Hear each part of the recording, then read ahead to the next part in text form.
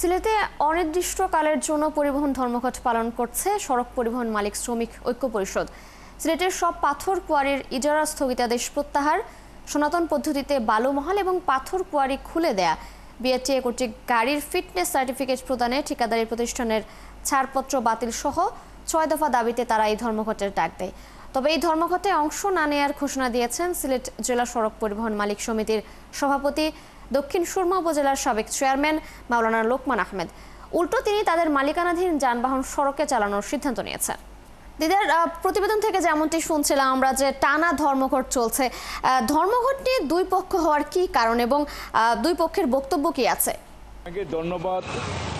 পাথর কোয়ারি বন্ধ সহ পাথর কোয়ারি খুলে দেওয়ার দাবিতে সিলেট পণ্য পরিবহন শ্রমিক মালিক শ্রমিক ঐক্য পরিষদ তারা গত ৭২ ঘন্টা ধর্মঘট ডেকেছিল, কিন্তু আজ মঙ্গলবার থেকে জেলা সড়ক মালিক পরিবহন শ্রমিক ঐক্য পরিষদ তারা অনির্দিষ্টকালের জন্য ধর্মঘট ডেকেছে। আমি এই মুহূর্তে আছি সিলেটের কেন্দ্রীয় বাস টার্মিনালে।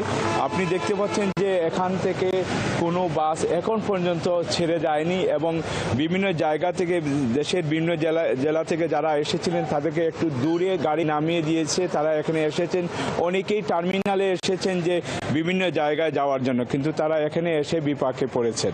আপনি জানেন যে পণ্য পরিবহন শ্রমিক মালিক শ্রমিক ইউনিয়ন তারা ৫ দফা দাবিতে তারা ৭২ ঘন্টা ধর্মঘট করেছিল, কিন্তু গতকালকে জেলা সড়ক মালিক পরিবহন শ্রমিক ইউনিয়ন তারা আবার ৬ দফা মানে আরে একটি দফা তারা বাড়িয়েছে। তারা জানিয়েছেন যে সিলেটের জেলা প্রশাসক শের মোহাম্মদ মাহবুব মুরাদের তারা এখান থেকে পদত্যাগ দাবি করেছেন। আমি যে কথাটি বলতে চাচ্ছি যে এদিকে মালিক পরিবহন যে আরেকটি গ্রুপ আছে, যিনি প্রেসিডেন্ট আছেন মাওলানা লোকমান আহমদ, তিনি জানিয়েছেন যে এই ধর্মঘটের সাথে এই কর্মবিরতিদের সাথে তাদের কোনো সম্পর্ক নাই। তারা বলেছেন যে তাদের গাড়ি যথাসময়ে তারা গাড়ি ছাড়বেন।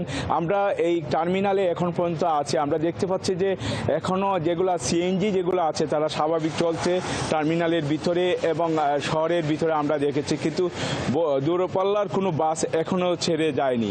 এদিকে টেম্পো সিএনজি যেটা মালিক ও শ্রমিক পরিষদ যেটা তাদের যে ২৭৮৫ নম্বর ক্রমিক রেজিস্ট্রেশন নম্বর, তারা বলেছে যে তাদের সাথে আলোচনা না করে এই কর্মবিরতি গিয়েছেন, তাদের যথাসময় তারা গাড়ি চালাবেন। এবং আমরা দেখতে পাচ্ছি যে শহরে গাড়ি চলছে। সবচেয়ে বড় কথা হচ্ছে যে এখানে যারা অনেকেই জানেন না যে আজকে সিলেট জেলাতে কর্মবিরতি ধর্মঘট চলছে এবং এই ধর্মঘটে তারা অনেকেই এসেছেন টার্মিনালে, তারা বিভিন্ন জায়গায় যাবেন, কিন্তু এখনও পর্যন্ত কোনো বাস চলে যায়নি। এবং আমরা দেখতে পাচ্ছি যে সিলেটে সকাল থেকে গুড়ি গুড়ি বৃষ্টি হচ্ছে, বৃষ্টির কারণে অনেকটা দুর্ভোগে পড়েছেন যাত্রীরা। দিদার, ধন্যবাদ আপনাকে, আপনি সঙ্গে থাকবেন, খোঁজখবর রাখতে থাকুন।